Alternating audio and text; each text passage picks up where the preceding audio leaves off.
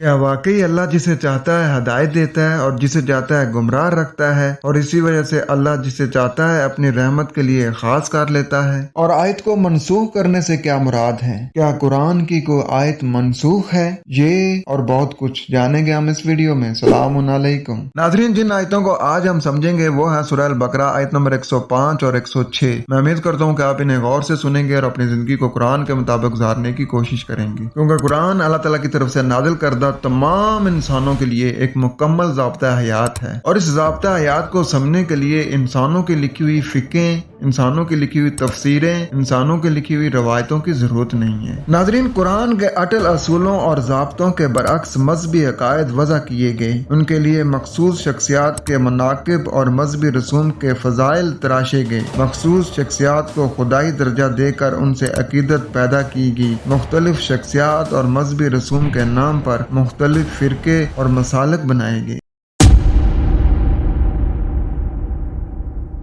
बढ़ते हैं अपने सबक की तरफ और पढ़ते हैं सूरह अल-बकरा आयत 105। पहले इसका मरवजा तर्जमा पढ़ते हैं। मेरे पास इस वक्त मोहम्मद हनीफ साहब मसूदुद्दीन उस्मानी साहब की जमात के पहले जो अमीर थे उनका लिखा हुआ तर्जमा है। वो इसका तर्जमा करते हैं कि अहले किताब में से जिन लोगों ने कुफर किया है और ये मुशरिक नहीं चाहते कि तुम्हारे रब की तरफ से तुम्हारे लिए कोई खैर नाजिल हो, और अल्लाह जिसे चाहता है अपनी रहमत के लिए खास कर लेता है, अल्लाह बड़े फजल वाला है। नाज़रीन, मोहम्मद हनीफ साहब ने सारा इल्जाम अल्लाह पर डाल दिया है कि अल्लाह जिसको चाहता है अपनी रहमत के लिए खास कर लेता है। इस तर्जमे की रूह से तो फिर ये पता चलता है कि ये अल्लाह की गलती है कि अल्लाह जिसे चाहता है अपनी रहमत के लिए खास कर लेता है। तो इसमें वो जो रहमत से खास नहीं हुआ उसकी तो फिर कोई गलती नहीं हुई, और जो रहमत से खास हुआ उसका भी कोई कमाल ना हुआ। देखते हैं कि यहाँ बात क्या हो रही है। मा यवद्दुल्लज़ीना कफरू, नहीं ये ख्वाहिश रखते इनकार करने वाले लोग, मिन अहलिल किताब, किताब की अहलियत वाले लोगों में से, यानी किताब के दावेदार तो हैं, किताब की अहलियत वाले तो हैं, लेकिन वो इसका इनकार कर रहे हैं। वलल मुशरिकीना, और ना वो खास मिलावट करने वाले, अय्युनज़्ज़ला अलैकुम, ये के सामने आ जाए तुम पर, मिन खैरिन, एक भलाई, यानी भलाई से, मिन रब्बिकुम, तुम्हारे रब की तरफ से, तुम्हारे नशुनमा देने वाले की तरफ से, वल्लाहु यख्तसु, और अल्लाह से ये मखसूस है, बिरहमतिही, उसकी रहमत को, मैं यशा, जो ये चाहे, वल्लाहु ज़ुल फ़ज़लिल अज़ीम, और अल्लाह इंतहाई फजल की कुव्वत वाला है। तो यहाँ जो बात समझाई गई है वो ये है कि किताब की अहलियत वालों में से कुछ लोग ऐसे भी हैं जो इनकार करते हैं। वो लोग ये नहीं चाहते, और न वो लोग जो इसमें मिलावट करते हैं, जैसे आज के मुसलमान के सियासिता और सियारबा की मिलावट के बगैर कुरान को वो समझते ही नहीं है। ये लोग चाहते क्या है कि तुम्हारे रब की तरफ से जो भलाई सामने आ रही है, जो ये चाहे अपने आप को अपने रब की रहमत से मख्तस कर ले। ये इंसान के ऊपर मुनसर है कि अगर वो ये चाहता है रहमत में दाखिल होना तो फिर वो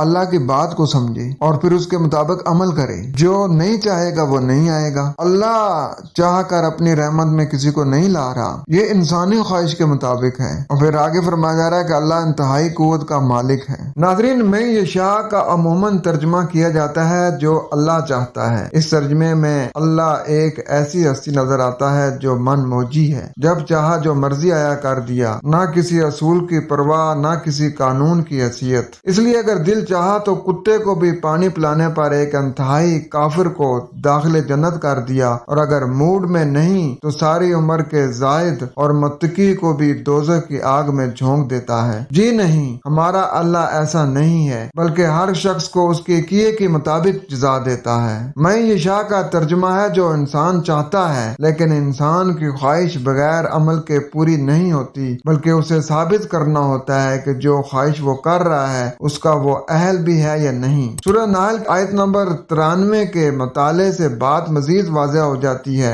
इसका आम तर्जुमा ये करते हैं कि अगर अल्लाह चाहता तो तुम सबको एक उम्मत बना देता, लेकिन वो जिसे चाहता है गुमराह कर देता है और जिसे चाहता है हदायत अता करता है, और लाजमन तुमसे पूछा जाएगा कि तुम क्या करते थे। नाज़रीन, इस तर्जुमे से सबसे पहले तो ये मालूम ہوا کہ اللہ اگر چاہتا تو سب کو ایک ہی ملت بنا کر پیدا کرتا، لیکن اس نے اختیار و ارادے کو پیدا کیا تاکہ سب اپنے اعمال کے خود ذمہ دار ہوں۔ لیکن عجیب بات ہے کہ ارادہ اختیار دینے کے باوجود گمراہ کرنے اور ہدایت دینے کی ذمہ داری خود اللہ اپنے اوپر لے رہا ہے۔ اور اس سے بھی عجیب بات آگے آ رہی ہے، اور وہ یہ کہ ہر شخص سے اس کے اعمال کے متعلق ضرور پوچھا جائے گا۔ یہ ہے ہمارے تراجم کا کمال۔ اس ترجمے میں صرف میں یشاء کا ترجمہ، جو اللہ چاہتا ہے کے بجائے جو بندہ چاہتا ہے کر دیں تو کوئی مسئلہ نہیں پیدا ہوگا۔ آیا اب اسی اصول پر اس آیت کا ترجمہ دیکھتے ہیں۔ اگر اللہ کی مشیت ہوتی تو وہ تم کو ایک امت بناتا، لیکن وہ اس بندے کو گمراہ قرار دیتا ہے یا گمراہ رہنے دیتا ہے جو بندہ اپنے اعمال سے ثابت کر دیتا ہے کہ وہ ایسا ہی چاہتا ہے، اور وہ اس بندے کو ہدایت یافتہ قرار دیتا ہے یا ہدایت پر رہنے دیتا ہے جو بندہ ثابت کرتا ہے کہ وہ ایسا ہی چاہتا ہے۔ اور لازماً تم سے ان اعمال کے متعلق جو تم کرتے تھے پوچھا جائے گا۔ دیکھ لیجئے اب کوئی اختلافی بات نظر نہیں آئے گی، اور نہ ہی اللہ من موجی یا قاعدہ قانون سے لاپرواہی نظر آئے گا۔ یاد رکھیں، اچھائی اور برائی کا ذمہ دار خود بندہ ہے، نہ کہ اللہ، اور اللہ جزا اور سزا انسان کو اس کے اعمال کی وجہ سے دیتا ہے۔ اور آگے آیت نمبر 106 کا ترجمہ محمد حنیف صاحب کرتے ہیں کہ ہم کسی آیت کو نہ تو منسوخ کرتے ہیں اور نہ ہی بھلاتے ہیں جب تک کہ اس سے بہتر یا اس جیسی آیت نہ لے آئیں۔ کیا تم کو نہیں معلوم کہ اللہ ہر چیز پر قادر ہے؟ اب دیکھیں، اس ترجمے میں لکھا جا رہا ہے کہ کوئی آیت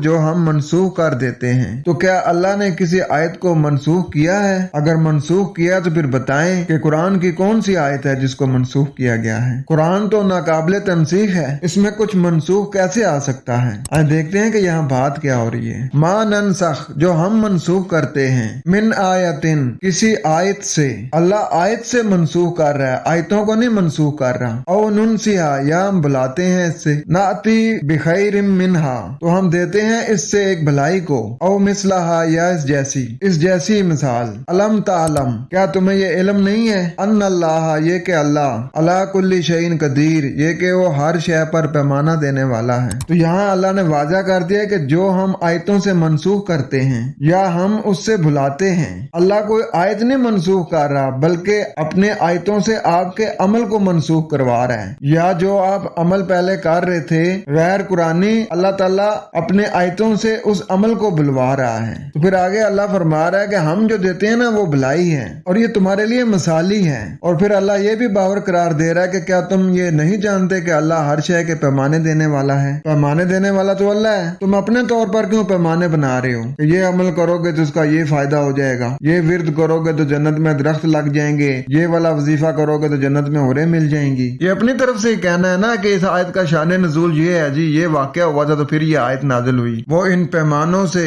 وہ ان روایتوں سے، وہ ان فقہ سے اللہ کی آیتوں کو چیک کرتے ہیں کہ اس کو کیسے سمجھا جائے گا۔ تو ناظرین، آپ کے اوپر یہ واضح ہو گیا ہوگا کہ اللہ تعالیٰ یہاں فرما رہا ہے کہ جو ہم آیتوں سے منسوخ کرتے ہیں، کہ جن کو تمہارے مذہبی پیشوا، تمہارے اکابرین، تمہارے امیر، تمہارے پیر جو شریعتیں وہ دے رہے ہیں نا تمہیں، جو قرآن میں ہے ہی نہیں ہے، ہم اپنے آیتوں سے انہیں منسوخ کرتے ہیں۔ اور آگے اللہ تعالیٰ کی ذات فرما رہی ہے کہ وہ بھول جاؤ، ہماری آیتوں کو یاد رکھو۔ اور پھر آگے اللہ فرما رہا ہے کہ یہ جو ہم تمہیں دیتے ہیں نا یہ مثالی بھلائی ہے۔ اور آخر میں دیکھیں اللہ باور قرار دے رہا ہے کہ کیا تم نہیں جانتے کہ اللہ ہی ہے جو ہر چیز کا پیمانہ دینے والا ہے؟ تو کیا اب بھی آپ اللہ کے دیے ہوئے پیمانوں کو چھوڑ کر انسانوں نے جو شریعتیں بنائی ہیں، جو پیمانے بنائے ہیں، ان کو فالو کریں گے؟ اگر آپ کے اندر قرآن کا تھوڑا سا بھی وقار ہے، ایک مومن جو غیرت مند ہوتا ہے، جس کے اندر غیرت ہوتی ہے، وہ تو ضرور یہی کہے گا کہ آج کے بعد ہم صرف اور صرف قرآن کو فالو کریں گے اور انسانوں کی لکھی کتابوں کو ردی کی ٹوکری میں پھینک دیں گے۔